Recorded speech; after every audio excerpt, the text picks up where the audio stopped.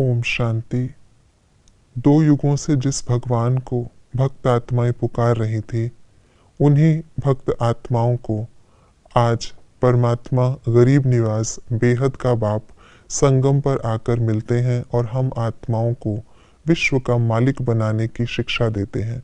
तो आइए रिवाइज करते हैं आज के 6 फरवरी 2026 के मधुर महावाक्यों को। यह कौन सा समय है? चढ़ती कला का, भारत के गरीब से साहूकार बनने का। बाप का कौन सा टाइटल श्री कृष्ण को नहीं दे सकते? गरीब निवाज। हमें किस बात की चिंता लगी हुई है? सतोप्रधान बनने की। सच्चे सेवाधारी की विशेषता क्या है? माया के अधिकार को खत्म करते, अपनी देह की भी स्मृति में नहीं रहते, एक बाप के सिवाय किसी को दिल में नहीं बसाते। एकता का संगठन मजबूत करने की विधि क्या है?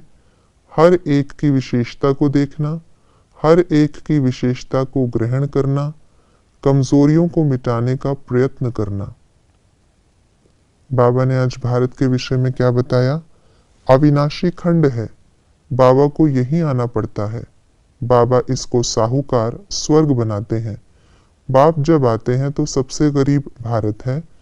इसके जैसी महिमा किसी की नहीं हो सकती। हमारा भारत स्वर्ग था, अभी नहीं है, फिर से बनने वाला है।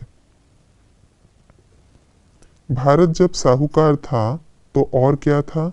स्वर्ग था, दूसरा कोई धर्म नहीं था, एक देवी देवता धर्म था, देवी देवताओं का राज्य था, दुख की कोई बात नहीं थी। बाबा ने श्री कृष्ण के विषय में क्या बताया? बहुत धनवान था, गरीब निवास नहीं है, इनके बाप का गायन नहीं है, इनके राज्य में सब साहूकार थे, इनका नाम बहुत गाया जाता है, इनकी आत्मा ने 84 जन्म लिए हैं।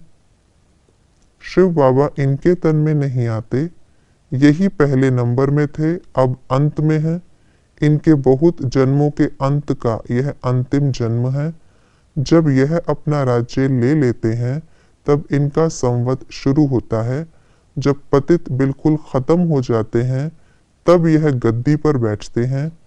यह जब जन्म लेते हैं तो थोड़ी बहुत पतित आत्माएं भी रहती हैं।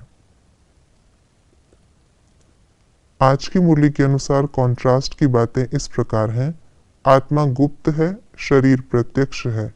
वह होते हैं हद के ड्रामा, यह है बेहद का ड्रामा। सतयुग में भारत साहूकार था, कलयुग में भारत गरीब है।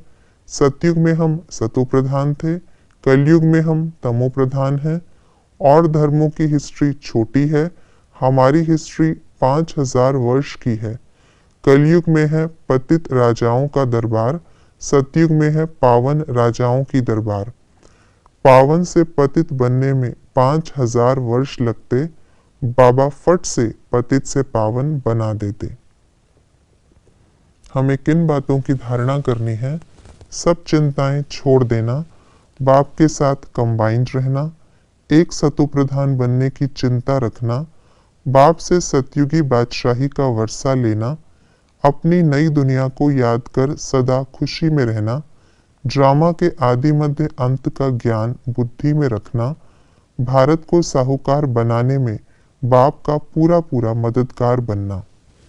ये थी आज की मुरली की विशेष बातें।